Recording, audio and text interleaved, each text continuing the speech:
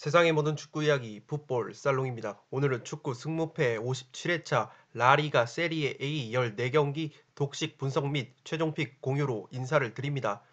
원래는 풋볼 살롱의 분석 컨텐츠는 현미경 분석을 통해서 초안픽을 먼저 공유 드리고 독식 분석 및 최종픽 공유로 마무리를 짓는데 57회차 같은 경우에는 56회차에 이어서 주중에 펼쳐지는 승무패이기 때문에 조금은 분석과 자료 취합 시간이 촉박했습니다. 그렇기 때문에 현미경 분석을 겸해서 제가 독식 분석으로 바로 넘어가서 최종픽을 공유 드리도록 하겠고, 축구 승무패 56회차가 1등이 한 명이 나왔습니다. 1등 한 명이 독식을 하셨는데 굉장히 많은 상금을 독식을 하셔서 저 역시도 굉장히 부러운 마음이 있었는데, 그럼에도 불구하고 풋볼살롱의 멤버십 회원분들과 구독자 여러분들 중에서 2등 당첨자가 꽤 계셨습니다. 그 중에서 이 풋볼살롱 멤버십 회원으로 활동하고 계시는 한 분이 계시는데 96,000원 풀 베팅을 통해서 2등이 당첨이 되셨습니다.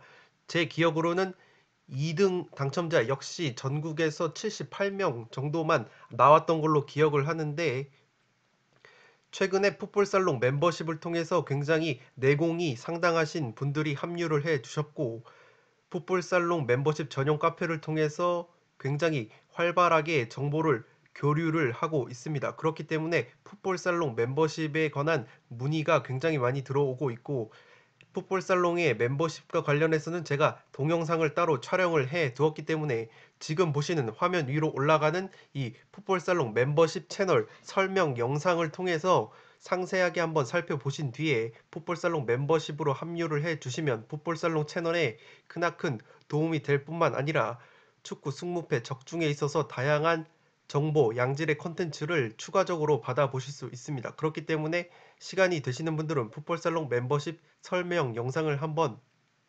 시청을 해 주시기 바랍니다. 이 승무패 57회차 같은 경우에는 이 세리아 A 마피아 리그라고 불리는 이 세리아 A가 들어왔습니다. 그렇기 때문에 상당히 난해한 결과들이 속출할 것으로 예상이 되고, 실제로 배당이나 해외 구매 금액을 봤을 경우에는 이상하게 이 팀으로 해외 구매 금액이 쏠렸나 싶을 정도의 그러한 경기들이 굉장히 많이 보이고 있습니다. 그렇기 때문에 이 풋볼살롱 구독자 여러분들께서는 57회차 같은 경우에는 세리아 A가 들어왔기 때문에 조금은 현명하게 구매 계획을 세우셔서 최대한 소액으로 접근을 하시는 것을 추천을 드리겠고, 풋볼살롱 같은 경우에도 최종픽은 24,000원으로 구성을 해 봤습니다. 평소보다 조금은 적게 구성을 해 봤는데, 어찌됐든 라리가와 세리아 A라는 조금은 난해한 조합이 들어왔기 때문에 이번 회차 같은 경우에는 현명하게 구매 계획을 세우시기 바랍니다. 축구 승무패 57회차 같은 경우에는 저녁 9시 50분에 판매가 마감이 되기 때문에 미리미리 픽을 완성을 하셔서 예치금을 넣어 두시고, 구매 마감 시간에는 접속자가 폭주를 하기 때문에 자칫 구매를 못할 수도 있습니다. 특히 온라인 배트맨 사이트가 개편 이후에 조금은 불안한 서버 모습을 보여주고 있기 때문에 풋볼살롱 구독자 여러분들께서는 미리미리 구매하는 지혜를 발휘하시기 바랍니다.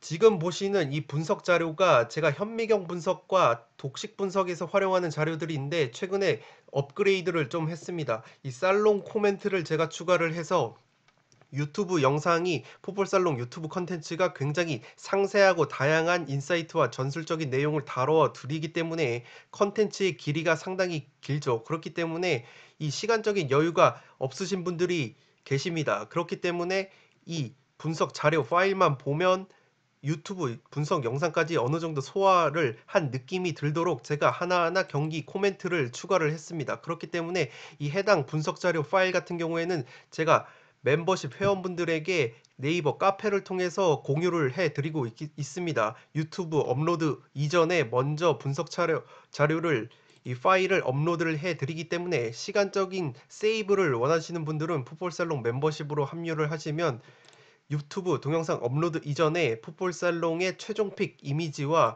이 다양한 분석 내용이 담긴 분석 자료 파일을 받아보실 수 있는 멤버십 회원 카페로 합류를 하실 수 있기 때문에 다시 한번 풋볼살롱 멤버십과 관련한 설명 영상을 시청을 해 주시기를 부탁드립니다. 네, 그러면 가볍게 물 한 잔 마시고 축구 승무패 57회차 독식 분석 및 최종픽 공유로 들어가 보도록 하겠습니다.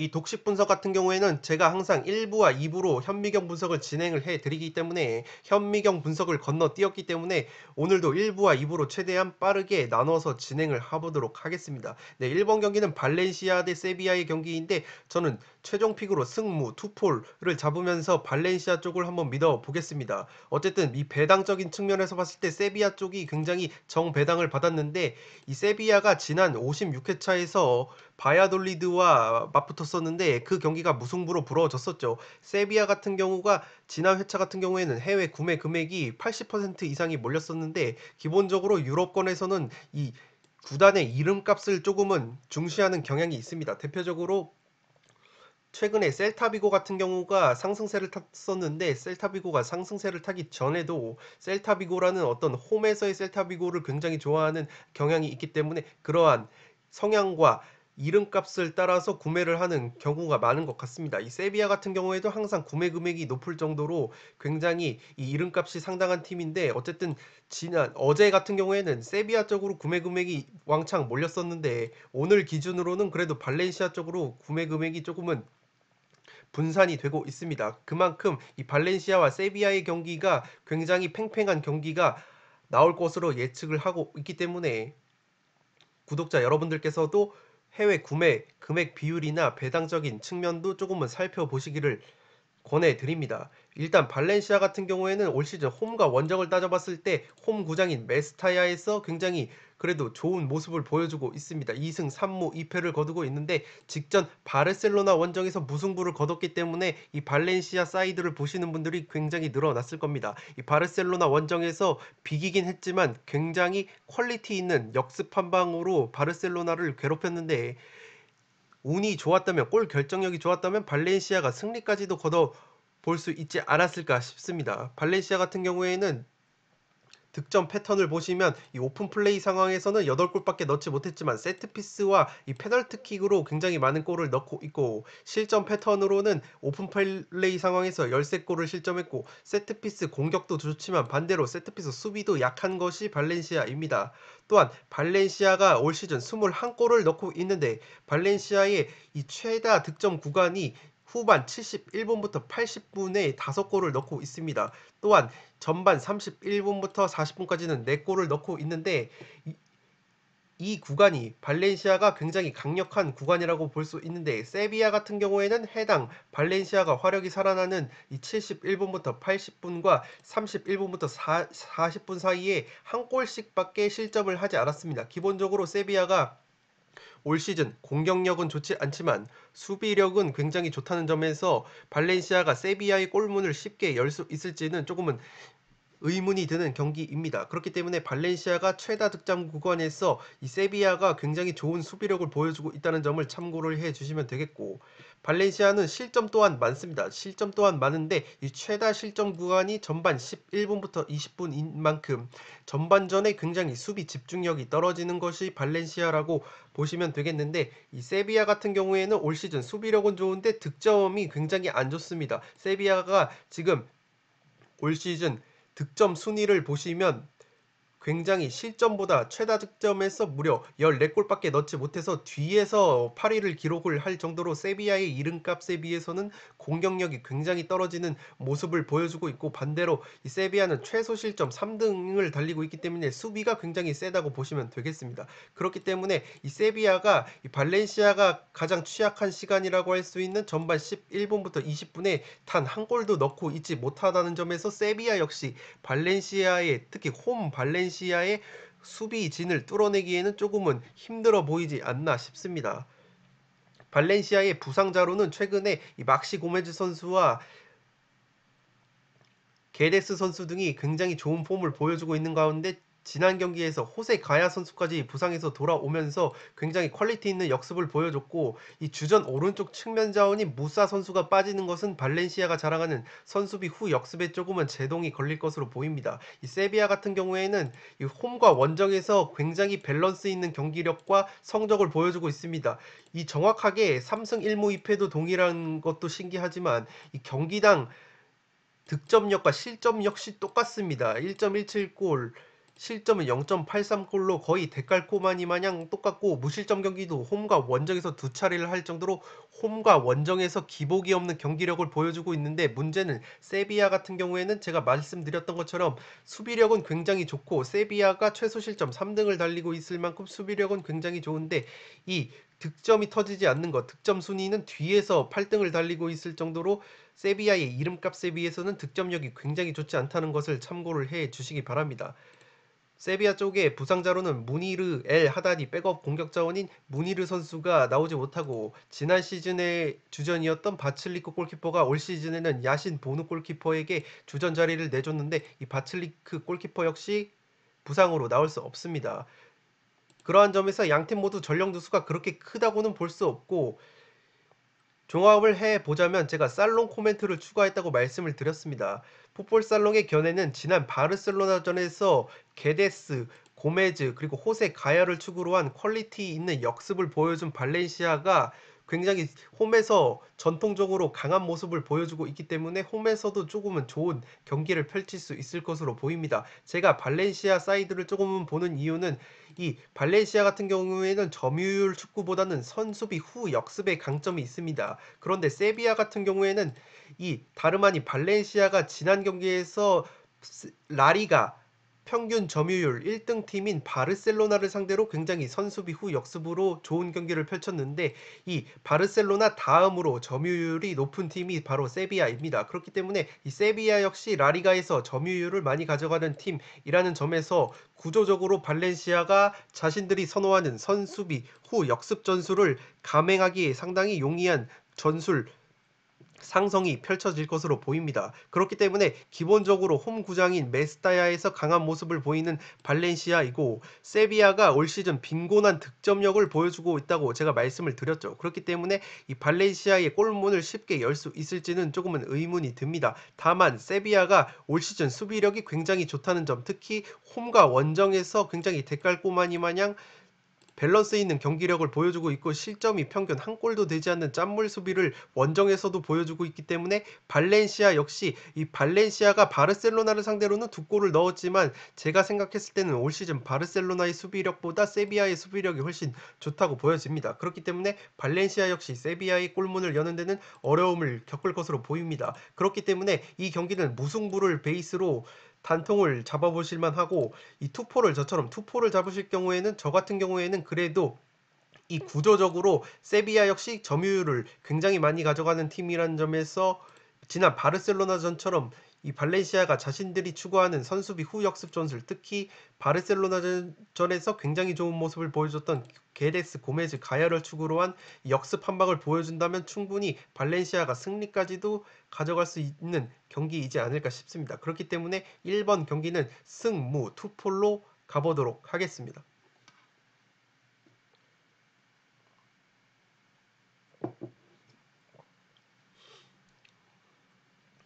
네, 이번 경기는 엘체 대 오사수나의 경기인데 저는 최종픽으로 단통 무승부를 한번 잡아보도록 하겠습니다.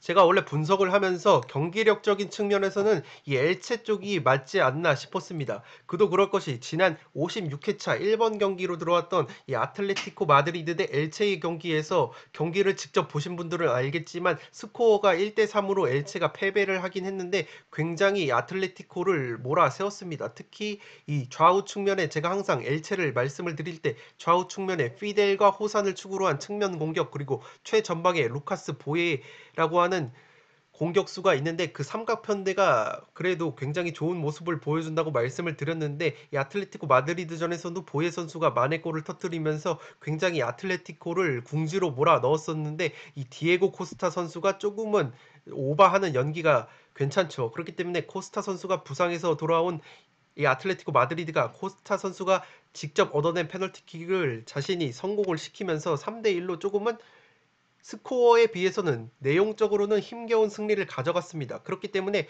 저는 이 처음에 57회차 매치업이 이렇게 나왔을 때 엘체 쪽으로 조금은 배당이 쏠리지 않을까라는 생각이 들었습니다. 그도 그럴 것이 오사수나가 올 시즌 원정에서 굉장히 안 좋은 경기력을 보여주고 있기 때문에 오사수나가 직접 비아레알전에서 이 주전 센터백 중앙 수비수인 에르난데스까지 퇴장을 당하고 완패를 당하고 왔기 때문에 더욱이 최근에 7경기 1무 6패라는 굉장히 안 좋은 흐름을 보여주고 있는 상황에서 이 엘체를 상대로 정배당을 받은 것이 조금은 의문이라고 보였습니다. 그렇기 때문에 이 경기는 경기력적인 측면이나 최근에 엘체 역시 흐름이 좋지는 않습니다. 7경기 4무 3패로 이 오사수나보다는 그래도 좋다고 볼 수 있는데 엘체 역시 7경기째 승리가 없기 때문에 흐름이 좋지 않다는 점을 고려를 해봤을 때는 충분히 이 무승부까지 가볼 만하고 제가 봤을 때는 이 해외 쪽에 배당이 조금은 쎄한 것이 오사수나의 정배당이 나올 이유가 별로 없어 보이는데 이 정배당을 받았다는 것은 그만큼 조금은 의심을 해볼 만한 부분이고 그렇기 때문에 이 경기 같은 경우에는 처음에는 제가 이 엘체 사이드를 조금은 염두를 해두고 있었는데 그러한 점을 종합을 해봤을 때는 단통 무승부를 가는 것이 오히려 조금은 안정적이라고 보여집니다.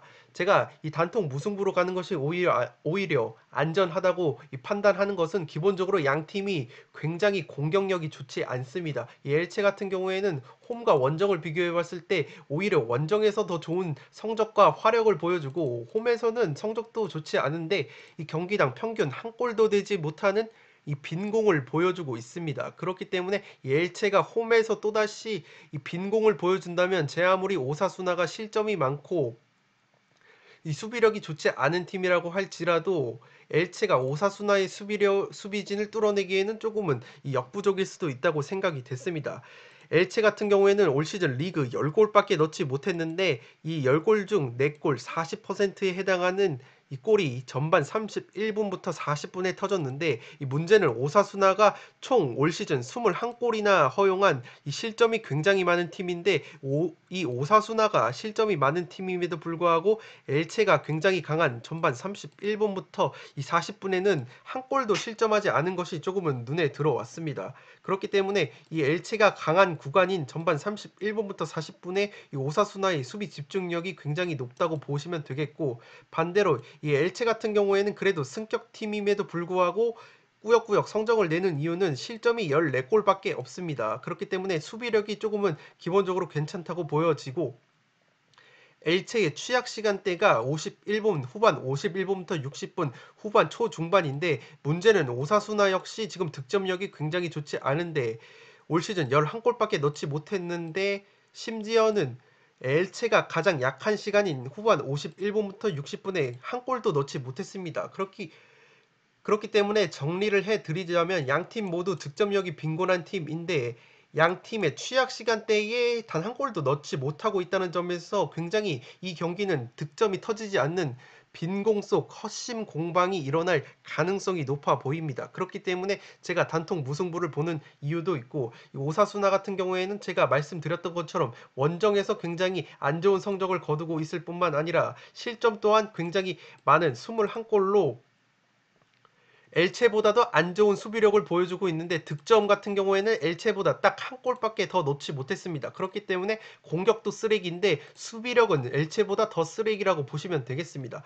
다만 제가 그럼에도 불구하고 처음에 엘체 사이드를 봤다가 무승부로 보는 이유는 이 오사수나의 정배당이 조금은 뒷골이 오싹한 부분도 있지만 이 전술적으로 제가 살롱 코멘트에서 설명을 해드리자면 이 지난 아틀레티코 마드리드전에서 이 패배를 거두긴 했지만 엘체가 저력을 보여줬다고 생각을 합니다. 최전방에 이 루카스 보예를 축으로 해서 좌우 측면에 피델과 호산이 이끄는 측면 공격은 이 아틀레티코를 상대로도 굉장히 위력을 보여줬다고 생각을 하고 반면에 오사수나 같은 경우에는 엘체보다도 좋지 못한 흐름 속에서 비아레알과의 홈 경기에서도 이 완패를 당하고 왔습니다. 주축 수비수 에르난데스가 퇴장을 당했기 때문에 이 오사수나가 라리가에서 제공권이 2위로 강한 팀인데 중요한 것은 이 오사수나가 이 최전방에 키가 굉장히 큰 부디미르를 향한 뚝배기 고공 공격밖에 이 공격 패턴이 조금은 없습니다. 굉장히 단조로운 좌우 측면에서 크로스를 통해서 이 부디미르의 머리 한 방을 노리는 이러한 단조로운 패턴을 보여주고 있는데, 문제는 이 엘체 역시 제공권이 굉장히 강합니다. 라리가에서 제공권 4등이고 세트피스 상황에서 무려 한 골밖에 실점을 하고 있지 않기 때문에 이 오사수나가 자랑하는 이 제공권과 세트피스 상황에서의 공격이 엘체를 상대로 통할지는 의문입니다. 그렇기 때문에 이 오사수나의 공격 강점인 제공권과 세트피스가 살아나지 않는다고 가정을 해봤을 때, 그리고 또한 엘체 역시 지금 굉장히 득점이 10골밖에 없는 빈공을 홈에서 특히 안 좋은 모습을 보여주고 있다는 점에서 충분히 양팀의 대결은 득점이 터지지 않는 헛심 공방이 펼쳐지면서 무승부가 나올 가능성이 높아 보입니다. 그렇기 때문에 저는 단통 무승부를 한번 가보도록 하겠고, 이 투포를 잡아본다면 그래도 이 아틀레티코전에서 굉장히 엘체가 짜임새 있는 공격을 보여줬다고 생각을 하기 때문에 최근에 이 오사수나의 경기력을 봤을 때는 그래도 투포를 잡는다면 엘체 사이드를 조금은 받쳐보는 것이 괜찮은 경기라고 생각이 됩니다.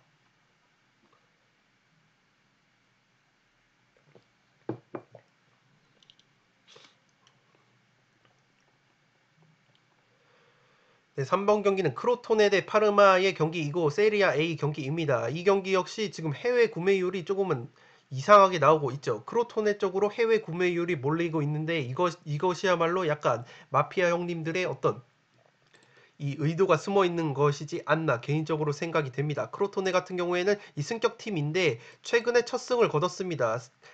함께 승격을 한 제 기억으로는 스페치아를 잡았던 걸로 기억을 하는데, 이 스페치아가 오히려 이 세리아 A로 승격을 하면서 좀 더 탄탄한 모습을 보여주고 있는데, 크로토네가 굉장히 대승을 거두면서 의외의 첫 승을 거뒀는데, 이 문제는 크로토네 같은 경우에는 올 시즌 실점이 굉장히 많습니다. 올 시즌 실점이 28골로 수비가 굉장히 허벌창이라고 보시면 되겠고, 리그 득점 역시 11골로 굉장히 저조한 득점력을 보여주고 있습니다. 최근의 흐름을 보시면 1승 1무 3패로 그래도 첫 승을 거두긴 했는데 직전 삼프도리아 원정에서 완패를 당하고 왔고, 이 홈 경기와 원정 경기를 살펴봤을 때는 그래도 이 홈과 원정에서 봤을 때 홈에서 좀 더 많은 골을 넣고 있지만 홈에서도 평균 2골이나 실점을 하고 있다는 점에서 수비력이 굉장히 안 좋다고 보시면 되겠습니다. 홈에서는 클린시트, 무실점 경기가 단 한 번도 없는 것이 크로토네이기 때문에 크로토네 같은 경우에는 빈공도 문제지만 이 수비력 이 문제라고 보시면 되겠습니다. 올 시즌 11골밖에 넣지 못했는데 그 중에서 최다 득점 구간이 전반 41분부터 후반 10분인 50분까지에 넣었는데, 이 파르마 같은 경우에는 파르마 역시 이름값에 비해서는 굉장히 실점이 많은 23골을 하고 있는데, 그래도 크로토네가 강하다고 볼 수 있는 41분부터 50분까지는 이 2골밖에 실점을 하지 않았다는 점에서 크로토네가 41분부터 50분에 이 화력을 집중시킨다고 할지라도 이 파르마의 수비진을 뚫어낼 수 있을지는 조금은 의문이라고 보여집니다. 다만 이 파르마 역시 굉장히 올 시즌 안 좋은 흐름을 보여주고 있는데, 크로토네가 취약 시간이라고 볼 수 있는 이 전반 21분부터 30분, 31분부터 40분에 각각 한 골밖에 넣지 못했다는 점에서 파르마 역시 크로토네의 수비진을 뚫어낼 수 있을지는 조금은 의문이라고 보여집니다. 크로토네 같은 경우에는 특징을 살펴드리면 제공권이 굉장히 약합니다. 또한 개인 실책이 많은 편이고 측면 수비 또한 약점을 보여주고 있는데, 이 문제는 파르마 같은 경우에는 측면 공격, 특히 제르비뉴가 포진한 왼쪽 측면 공격이 굉장히 날카로운 팀입니다. 그렇기 때문에 이 측면 수비가 약점인 크로토네가 제르비뉴를 앞세운 파르마의 측면 공격을 막아낼 수 있을지는 조금은 의문입니다. 제가 적어놓은 것처럼 측면 공격이 활발하고 이 롱볼을 활용한 기회 창출에 능한데, 문제는 파르마가 세리아 A에서 무려 제공권 랭킹이 2등입니다. 그렇기 때문에 제가 앞서 말씀을 드렸던 것처럼 측면 공격과 제공권이 강한 파르마인데, 크로토네는 제공권이 매우 약하고 측면 수비가 매우 약하다는 점에서 전술적으로나 어떤 상성적인 관계에서 파르마가 조금은 우위에 설 수 있지 않나 싶습니다. 크로토네 같은 경우에는 이 최다 실점이 무려 2등입니다. 28골을 실점을 하면서 굉장히 안 좋은 수비력을 보여주고 있고 득점 순위 같은 경우에는 지금 11골로 꼴찌를 달리고 있기 때문에 수비와 공격에서 모두 꼴찌를 기록하고 있는 팀이라고 보시면 되겠고 파울 횟수 역시 굉장히 많기 때문에 파울을 내줬을 경우에는 위험 지역에서 파르마가 제공권이 굉장히 좋은 팀이기 때문에 이 세트피스 한 방으로도 파르마에게 덜미가 잡힐 수 있는 경기라고 보여집니다. 다만 이 크로토네가 고무적인 점을 한번 살펴보자면 이 시메온 은완코 선수가 공격수 최다 득점자인데 지난 삼프도리아전에서 그래도 7경기 만에 득점포를 재가동을 했습니다. 그렇기 때문에 그러한 부분은 조금은 크로톤의 사이드를 보시는 분은 이 은왕코 선수가 그래도 골 감각을 회복했다는 점을 조금은 염두를 해 두시기 바라고 이 파르마 같은 경우에도 올 시즌 굉장히 안 좋은 성적을 거두고 있는데 그럼에도 이 파르마가 원정에서만큼은 화력이 굉장히 살아납니다. 홈에서는 이상하게 0.43골 평균 한 골도 되지 못하는 빈 공을 보여주면서 꾸역꾸역 수비력 무실점 경기를 4차례나 하면서 4차례의 무승부를 거두는 어떤 그런 모습을 보여주는 것과 비교를 했을 때 이 원정 경기에서만큼은 평균 1.5골이라는 화력을 그래도 보여주고 있고 문제는 화력이 조금은 이 세지는 파르마인데 원정에서 실점 또한 많아지는 것이 조금은 문제라고 보실 수 있겠습니다. 파르마 같은 경우에는 제가 앞서 말씀을 드렸듯이 이 득점이 크로토네가 득점이 11골로 꼴등인데 그 바로 위에가 바로 파르마가 12골입니다. 그렇기 때문에 파르마 역시 공격력이 굉장히 이 쓰레기라고 보시면 되겠는데 이 파르마의 최다 득점 구간인 이 후반 61분부터 70분에 크로토네가 그래도 한 골밖에 실점을 하고 있지 않습니다. 그렇기 때문에 이 파르마가 굉장히 강한 모습을 보여주고 있는 구간에서 크로토네가 실점이 많은 팀임에도 불구하고 수비 집중력이 굉장히 좋다는 점은 크로토네 역시 파르마의 빈공을 막아낼 수 있는 가능성이 조금은 있어 보입니다. 그렇지만 제가 살롱 코멘트에서 한 번 더 말씀을 드릴 것이 양 팀이 모두 득점력이 저조한 팀이지만 그래도 수비적인 측면에서는 파르마가 크로토네보다 나은 면이 있습니다. 파르마 같은 경우에는 지금 실점이 23골이고 크로토네는 실점이 28골이기 때문에 수비력 면에서는 조금은 그래도 파르마가 강하다는 측면이 있고 양팀의 주축 공격수들이 컨디션이 모두 그렇게 좋지는 못합니다. 앞서 말씀을 드렸듯이 크로토네의 최다 득점자인 은완코 선수가 7경기 만에 득점포를 가동을 했다고는 하나 컨디션이 그렇게 좋은 것은 아니고 그렇기 때문에 이 파르마 역시 제르비뉴의 어떤 측면 공격에 의존을 하는 부분이 있습니다. 그렇기 때문에 양 팀 모두 공격진의 어떤 퀄리티나 컨디션이 조금은 떨어져 있다는 점에서 이 무승부까지도 조금은 바라볼 수 있는 경기라고 생각은 되지만 그럼에도 불구하고 제가 파르마의 사이드를 보는 이유는 이 크로토네의 약점이 제공권과 측면 수비라고 말씀을 드렸는데 이 파르마가 세리에 A의 제공권 2등인 측면 그리고 제르비뉴를 필두로 한 이 측면 공격이 굉장히 활발한 팀이라는 점에서 전술적인 상성에서 파르마가 우위를 가져갈 수 있을 것으로 보입니다. 또한 올 시즌 파르마가 이 승격팀과 두 차례 맞대결을 벌였습니다. 스페치아와 베네벤토를 만나서 두 차례 무승부를 거뒀는데 두 차례 모두 홈에서 무승부를 거뒀습니다. 그렇기 때문에 홈에서 파르마가 앞서 말씀을 드렸듯이 홈에서 굉장히 화력이 떨어지고 경기력이 떨어지는 측면이 있는데 이 원정에서 승격팀을 만났을 때는 그래도 화력이 조금은 살아날 수 있지 않을까 싶습니다. 더욱이 이 승격팀 세 팀 중에서 제 개인적으로는 크로토네가 성적이 가장 안 좋고 전력이 가장 떨어진다고 보기 때문에 원정에서 화력이 살아나는 파르마가 충분히 한 골차 신승까지는 바라볼 수 있을 것 같고 파르마가 원정에서만큼은 AC 밀란과 그리고 인터 밀란과 비겼을 정도로 화력이 굉장히 나오면서 끈끈한 경기력을 보여주고 있습니다. 그렇기 때문에 이 전술 상성적으로 측면 공격과 이 제공권의 강점이 있는 파르마가 제공권과 측면 수비에 약점이 있는 크로토네를 제르비뉴를 필두로 공략을 해 본다면 충분히 원정에서 화력이 좋다는 점을 들어봤을 때 원정에서 한 골차 신승 정도는 따낼 수 있지 않을까 싶습니다. 그렇기 때문에 3번 경기는 최종 픽으로 크로토네의 단통 패배를 보도록 하겠습니다.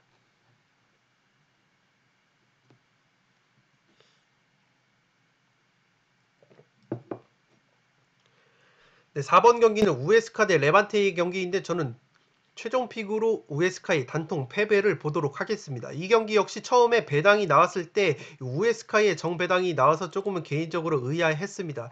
그도 그럴 것이 우에스카가 올 시즌 무에스카라고 불릴 정도로 쉽게 패배하지 않는 모습, 더욱이 홈에서만큼은 평균 실점이 한 골로 원정 평균 두 골보다 2분의 1 정도밖에 되지 않는 실점을 할 정도로 나름대로 짠물 수비를 보여주는 팀이고, 굉장히 쉽게 패배를 하지 않는 모습을 홈에서 보여주고 있기 때문에 우에스카 쪽에 어떤 정배당이 측정이 된 것인가 조금은 의문을 가졌습니다. 그래도 제가 레반테 사이드를 보는 것은 이 레반테가 직전에 소시에다드를 꺾었죠. 그렇기 때문에 이 경기에서 굉장히 많은 분들이 56회차에서 승부패에서 이 고배를 마셨던 걸로 알고 있는데, 이 레반테의 상승세의 중심에는 이 로저 마르티라는 공격수가 부상해서 돌아오면서 굉장히 이 템포가 살아났습니다. 공격 템포도 살아났고, 이 로저 마르티 선수가 최근에 연속적으로 공격 포인트를 기록을 해주면서 이 레반테의 공격을 이끌고 있고, 물론 레반테 같은 경우에는 이 호세 캄파냐라는 플레이메이킹 가능한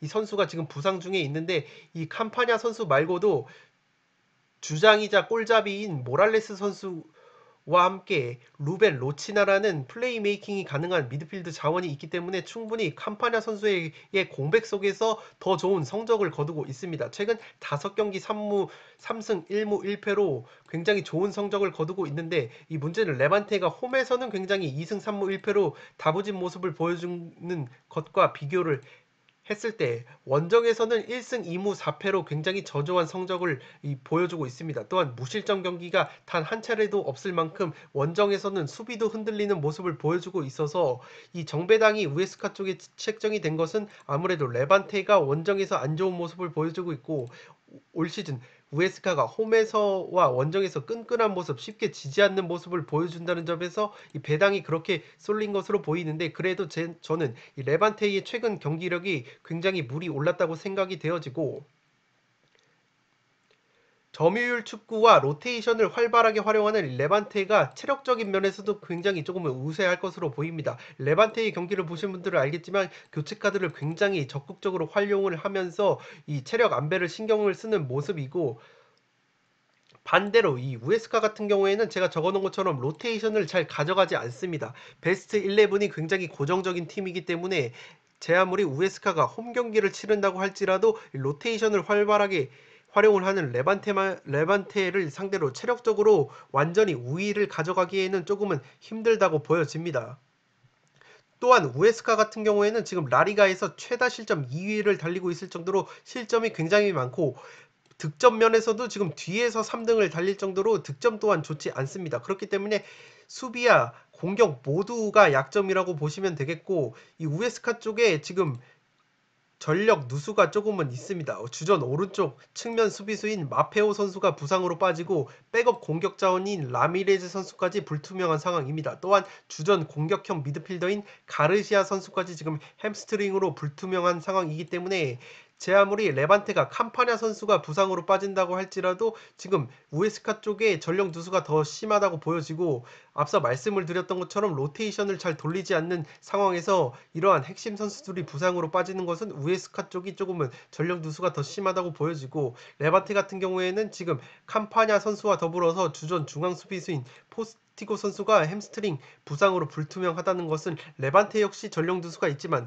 그럼에도 불구하고 저는 이 레반테가 올 시즌 득점과 실점 면에서 모두 우에스카를 압도를 하고 있고, 최근에 굉장히 상승세를 탔기 때문에 소시에다드와의 홈 경기에서도 승리를 거둔 상황이기 때문에 충분히 우에스카 원정에서도 기세를 탈 수 있을 것으로 보입니다. 종합을 해보자면 최근에 레반테가 앞서 말씀을 드렸던 것처럼 로저 마르티의 부상 복귀 이후에 상승세를 타는 모습을 보여주고 있습니다. 직전 소시에다드전에서도 2대1 역전승을 거둔 것이 그 증거라고 볼 수 있는데, 이 마르티가 지난 소시에다드전에서도 동점골을 넣었고 최근에 이 3경기 2골 1도움을 기록을 하면서 공격을 이끌고 있습니다. 또한 플레이메이커 깜파냐가 부상 중이지만 이 로치나 같은 선수들이 충분히 플레이메이킹을 할 수 있기 때문에 부상 공백이 그렇게 크게 느껴지지 않고, 깜파냐 선수가 빠진 이후에 오히려 더 좋은 성적을 거두고 있습니다. 또한 최전방의 이 젊은 공격수인 다니 고메즈 선수가 모랄레스 선수보다도 선발로 자주 나오면서 이 마르티와 고메즈라는 굉장히 빠른 조합이 최전방의 레반테의 역습을 이끌고 있기 때문에 충분히 레반테가 활약 면에서 우에스카를 압도하는 면이 있습니다. 반면에 우에스카 같은 경우에는 수비력과 공격력이 모두 문제라고 제가 말씀을 드렸고, 홈에서는 아틀레티코와 무승부를 거둘 만큼 특유의 짠물 수비로 무승부를 꾸역꾸역 거두는 모습을 보여주고 있는데, 지난 경기에서 주전 중앙 수비수인 풀리도가 퇴장을 당했기 때문에 우에스카가 자랑하는 홈에서의 짠물 수비가 조금은 나올 수 있을지 의문이라고 보여집니다. 또한 통계적인 측면을 봤을 때 이 우에스카의 취약 시간대에 레반테가 많은 득점을 올리고 있고, 반대로 레반테의 취약 시간대, 수비 취약 시간대에 우에스카가 굉장히 저조한 공격력을 보여주고 있기 때문에 여러모로 데이터적인 측면에서도 레반테가 제 아무리 원정에서 조금 안 좋은 경기력을 보여주고 있다고 하더라도 충분히 상승세를 탄 상황에서 우에스카를 조금은 상대로 좋은 경기를 펼칠 수 있지 않을까 싶습니다. 우에스카의 주축 선수들의 부상 및 결장자가 많다는 점도 이 레반테 쪽에 힘이 실리는 이유이고, 그렇기 때문에 종합을 해 봤을 때 이 4번 경기는 이 우에스카의 단통 패배로 가보도록 하겠습니다.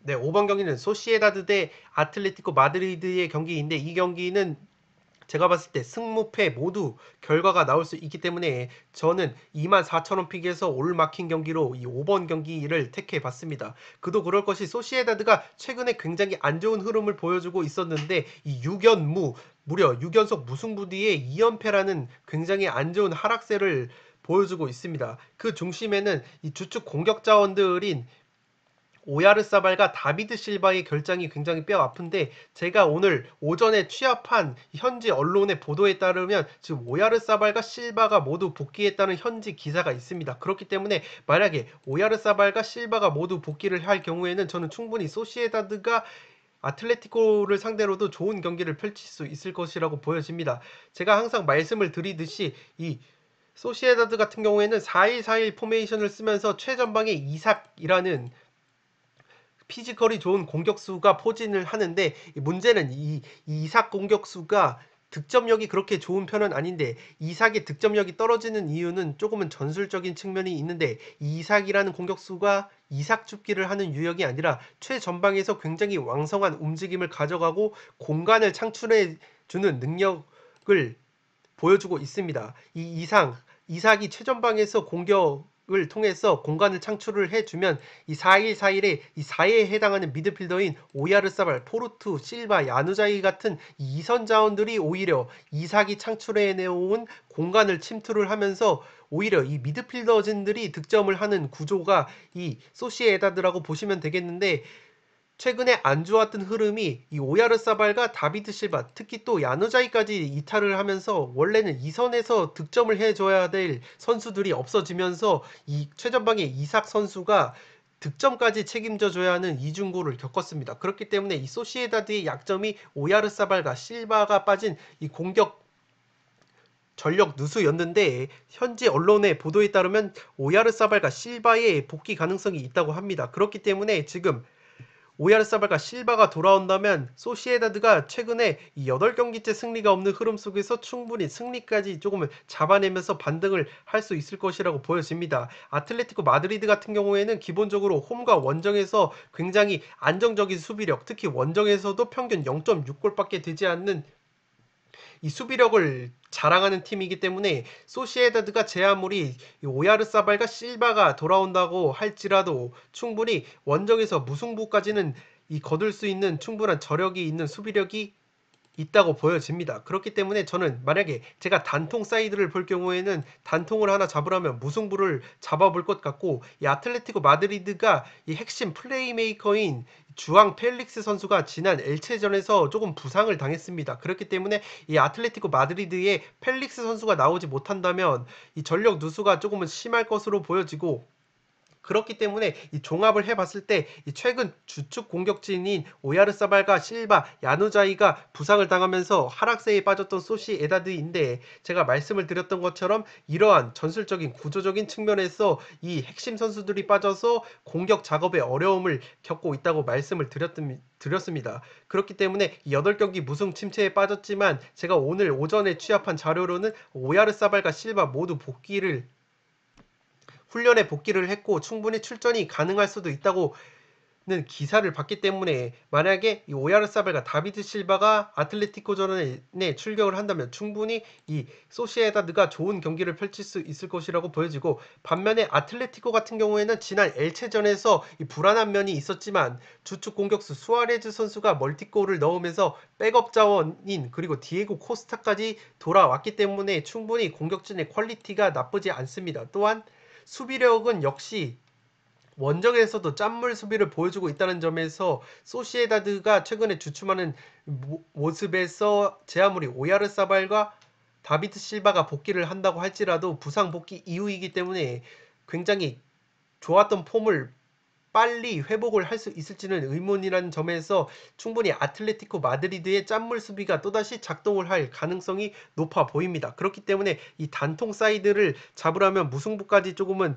잡아볼 만한 경기라고 이 생각이 되어지고 다만 이 소시에다드가 실바와 오야르사발이 또 나오지 못한다면 저는 아틀레티코의 단통 사이드까지 조금은 이 가능해 보이기 때문에 저는 이 경기 같은 경우에는 승무패 올 마킹을 해보도록 하겠고 다만 아틀레티코가 주앙 펠릭스가 불투명하다는 점에서 화력이 약화될 것이라고 보여지기 때문에 양팀 모두 펠릭스와 오야르사발, 실바의 출전 여부에 따라서 무승부를 받쳐볼 만한 경기라고 생각이 되어집니다. 그렇기 때문에 저는 단통을 잡으실 분들은 단통 무승부를 조금은 추천을 드리겠고 이 투폴만 잡겠다고 한다면 그래도 저는 이 아틀레티코 마드리드가 수아레즈 선수가 지난 경기 엘체전에서 굉장히 좋은 움직임으로 멀티골을 넣었다는 점과 측면에 카라스코 그리고 펠릭스가 나오지 못한다고 할지라도 이선에 마르코스 요렌테와 사울 니게즈, 코케 같은 다부진 선수들이 많은 이 아틀레티코가 최근에 굉장히 안 좋은 흐름을 보여주고 있는 소시에다드를 상대로 충분히 한 골차 꾸역승까지 바라볼 수 있을 것이라고 보여지기 때문에 이 투포를 잡는다면 아틀레티코 사이드가 조금은 유리해 보이고 그렇지만 저는 오야르사발과 실바가 복귀한다는 전제하에 이 경기는 승무패 모두 결과가 나올 것이라고 생각이 되어지기 때문에 이 5번 경기는 승무패로 지어보도록 하겠습니다.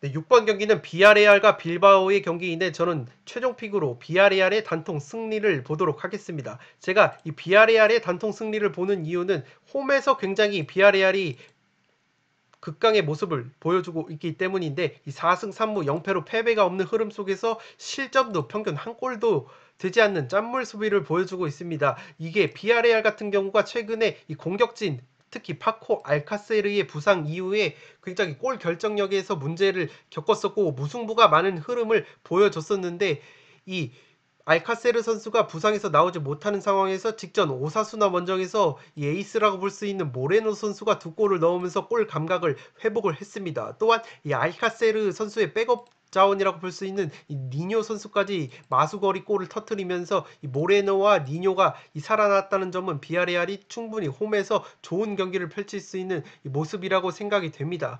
또한 이 알카세르 선수가 부상으로 빠진 상황에서 지금 비아레알이 문제인 것이 중원 쪽에 조금 전력 누수가 심합니다. 미드필더 쪽에 전력 누수가 심한데 주전 미드필더인 이보라 선수가 부상으로 아웃된 상황에서 백업 미드필더인 코클랭 선수까지 부상으로 아웃이 됐기 때문에 공격과 미드필더 쪽에 전력 누수가 심한 이 비아레알인데 그럼에도 불구하고 제가 이 비아레알 사이드를 보는 것은 이 빌바오가 기본적으로 이 압박 라인이 상당히 높은 팀입니다. 또한 이 빌바오가 올 시즌 홈에서는 4승 2패로 굉장히 좋은 모습을 보여주고 있는데 이 원정에서는 굉장히 안 좋은 모습을 보여주고 있습니다. 원정에서는 무려 5패를 당하면서 실점 또한 지금 3배 가까운 실점을 하고 있는 것이 빌바오이기 때문에 빌바오가 원정 특유의 고자다운 모습을 보여준다면 충분히 홈에서 극강의 모습을 보여주고 있는 비아레알이 충분히 모레노와 니뇨의 발끝 감각이 살아났기 때문에 충분히 빌바오의 수비 뒷공간을 침투를 하면서 승리를 가져갈 수 있지 않을까 싶습니다. 빌바오의 이 약점은 제가 수비 뒷공간이 굉장히 많이 노출이 된다고 말씀을 드렸는데 헤타페처럼 이 전방 압박이 굉장히 강한 팀이라고 보시면 되겠는데 이 빌바오의 압박이 풀릴 경우에는 이 비아레알이 모레노와 니뇨를 활용한 역습 한 방으로 충분히 이 뒷공간을 침투를 할 수 있기 때문에 구조적으로 전술 구조적으로도 비아레알이 조금은 이 우세한 경기를 펼칠 수 있지 않을까 싶습니다. 이 빌바오 같은 경우에는 지금 주전급 부상이 없는 것은 그래도 최근에 원정 승리를 거뒀었기 때문에 충분히 이 비아레알을 상대로도 엉덩이를 뒤로 뺀다거나 하지 않고 자신들의 특징이라고 볼 수 있는 이 전방 압박을 조금은 세게 걸면서 비아레알 원정임에도 불구하고 승리를 노리는 어떤 경기 운영을 펼치지 않을까 싶습니다. 이 종합을 해봤을 때 이 빌바오가 기본적으로 압박 라인이 상당히 높은 팀이라고 알려져 있습니다. 따라서 이 무리하게 압박 라인을 빌바오가 올릴 경우에는 이 비아레알의 이 모레노를 필두로 한 역습 한 방에 무너질 가능성이 있어 보이는 것이 6번 경기입니다. 또한 이 모레노가 라리가 2경기 만에 지난 오사수나전에서 멀티골을 넣으면서 득점력을 회복을 했고 앞서 말씀드렸듯이 알카세르가 부상을 당한 상황에서 백업 니뇨까지 골맛을 봤기 때문에 모레노와 니뇨를 앞세운 이 비아레알의 역습이 조금은 위력을 발휘할 수 있지 않을까 싶습니다. 또한 이 빌바오 같은 경우에는 최근에 4경기째 승리가 없다가 지난 우에스카전에서 반등을 했기 때문에 빌바오 역시 충분히 상승세를 탈 수 있는 여지는 있는데 문제는 홈과 원정에서 경기력이 너무 차이가 나고 특히 원정에서는 실점이 굉장히 홈보다 많다는 점에서 비아레알이 홈에서 굉장히 강하기 때문에 충분히 홈에서 비아레알이 더 좋은 경기를 할 수 있을 것 같고 빌바오의 이 압박 기조가 비아레알전에서도 유지가 된다면 비아레알이 이 모레노를 필두로 한 날카로운 역습으로 무너뜨릴 가능성이 높아 보입니다. 그렇기 때문에 이 경기는 최종 픽으로 비아레알의 단통 승리로 가보도록 하겠습니다.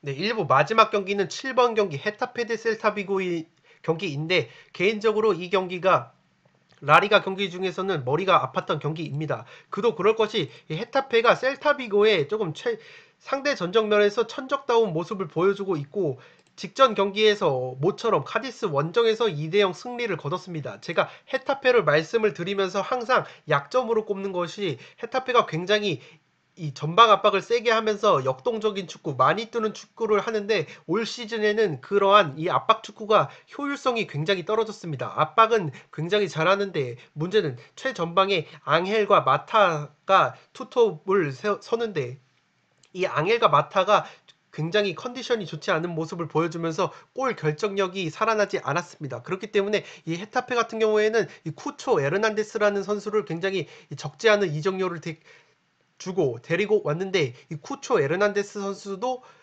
공격적으로 굉장히 움직임은 좋았는데 득점력이 없었던 것이 문제였습니다. 그런데 지난 카디스 원정에서 모처럼 쿠초 에르난데스가 6경기 만에 득점포를 가동을 하면서 원정 첫 승을 이끌었습니다. 그렇기 때문에 이 헤타페가 굉장히 분위기 반전에 성공을 한 이 모습이기 때문에 충분히 상대 전적면에서 우위를 점하고 있는 셀타비고를 상대로도 굉장히 자신감을 가지고 경기에 임할 것 같습니다. 지난 시즌 맞대결에서도 1승 1무로 우위를 점했던 이 헤타페이고 헤타페 같은 경우에는 주전 왼쪽 측면 수비수인 올리베라 선수만 빼고는 주전급 자원들이 모두 돌아왔기 때문에 더욱이 원정 고자였던 헤타페가 원정에서 카디스를 꺾고 왔다는 점에서 충분히 자신감이 살아났다는 점에서 저는 헤타페를 조금은 좋은 경기를 펼칠 것이라고 예상이 되고 문제는 셀타비고가 최근에 굉장히 좋은 모습을 보여주고 있다는 점인데 최근 모든 대회에서 5연승을 거두고 있고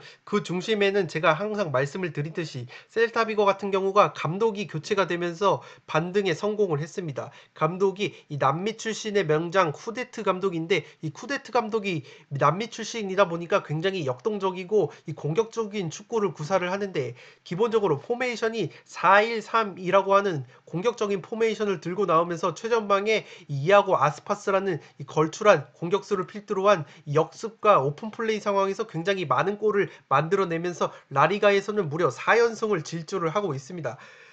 라리가 4연승 속에서 공격력뿐만 아니라 무실점 경기가 3차례나 됐을 정도로 지금 수비력까지 살아난 이 셀타 비고이기 때문에 제 아무리 셀타 비고가 홈과 원정을 비교해 봤을 때 원정에서 굉장히 조금은 홈보다는 떨어지는 모습을 보여주고 있다고 할지라도 워낙에 상승세를 타고 있기 때문에 헤타페가 제 아무리 이 카디스 원정에서 승리를 거두고 상승세를 탔다는 점과 상대 전적에서 우위를 보이고 있다는 자신감만 가지고는 이 셀타비고 쿠데트 감독이 이끄는 이 셀타비고의 상승세를 막아낼 수 있을지는 조금 의문입니다. 아스파스, 이아고 아스파스라고 하는 걸출한 공격수가 라리가 득점 공동 선두를 달리고 있는데 최근 7경기에서 4골 5도움으로 이 굉장히 좋은 모습을 보여주고 있고 역습이 매우 강한 팀이기 때문에 헤타페가 지금 제가 전방 압박을 굉장히 심하게 하는 팀이고 역습 상황에서도 무려 2골이나 실점을 하고 있을 정도로 역습이 약하다고 제가 말씀을 드렸는데 또다시 헤타페가 지난 경기에서 카디스를 꺾고 왔다는 자신감과 이 상대 전적에서 앞선다는 그러한 자신감을 바탕으로 홈에서는 그래도 3승이나 거둔 헤타페이기 때문에 헤타페가 또다시 자신들의 특징이라고 볼 수 있는 이 전방 압박을 들고 나올 경우에는 이 셀타비고가 자랑하는 아스파스를 필두로 한 이 셀타비고가 자랑하는 역습 한 방에 굉장히 고전을 할 가능성이 높아 보입니다. 그렇기 때문에 이 정리를 해드리면 최근에 물오른 경기력으로 라리가 4연승을 질주한 셀타비고인데 그 중심에는 쿠데트 감독이 구사하는 남미 특유의 4-1-3-2 공격적인 전술이 있고 그중 3승이 홈이고 원정이 1승이라는 점에서 이 셀타비고가 기본적으로 홈 강팀이라고 알려져 있죠. 그렇기 때문에 홈에서 굉장히 강한 모습을 보여주는 셀타비고인데 원정에서도 최근에 승리를 거뒀다는 점에서 충분히 원정에서도 상승세를 이어갈 수 있다고 생각이 됩니다. 다만 지금 헤타페 역시 지난 카디스 원정에서 승리를 하면서 원정 고자다운 면모를 탈출을 했고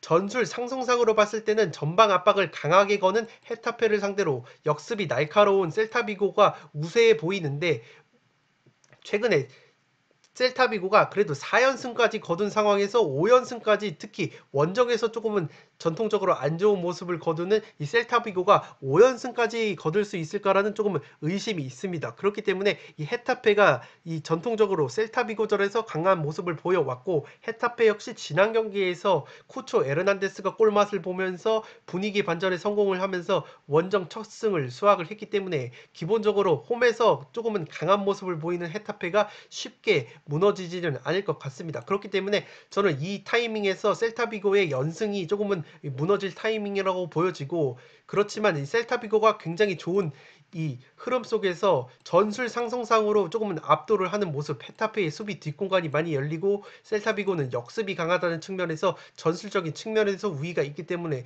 충분히 패배로 부러지진 않을 것 같고 양 팀이 모두 팽팽한 흐름 속에서 난타전 양상까지도 조금은 보이는 경기이기 때문에 저는 이 경기는 과감하게 이 단통 무승부를 한번 가보도록 하겠습니다. 만약에 투포를 잡으실 경우에는 저는 전술적인 이 상승상으로 봤을 때는 이 셀타비고 쪽이 조금은 그래도 우세한 면이 있기 때문에 저라면 무패 투포를 잡을 것 같고 저는 그래도 이 셀타비고의 5연승 흐름이 조금은 꺾일 타이밍이라고 보여지는데 이 워낙에 지금 짜임새 있는 전술과 선수들의 컨디션을 보여주고 있는 셀타비고이기 때문에 패배로 부러지진 않을 것 같고 헤타페가 상승세를 탔다는 점을 고려를 해봤을 때 양팀 모두 굉장히 1대1, 2대2 난타전 끝에 비기는 그림이 조금은 그려지기 때문에 이 7번 경기는 최종픽으로 단통 무승부를 가보도록 하겠습니다. 네, 이것으로 승무패 57회차 독식 분석 1부를 모두 마치도록 하겠습니다. 저는 바로 2부를 촬영을 해서 1부를 먼저 올려드리고 그 텀에 2부를 빠르게 촬영을 해서 2부에서 8번부터 14번 경기를 분석을 마저 해드리도록 하겠습니다. 네, 끝으로 영상이 도움이 되셨다면 좋아요와 구독 버튼을 눌러주시면 풋볼살롱 채널에 크나큰 도움이 됩니다. 네, 저는 바로 승무패 57회차 2부에서 만나 뵐 것을 약속드리면서 물러가 보도록 하겠습니다. 지금까지 풋볼 살롱이었습니다. 감사합니다.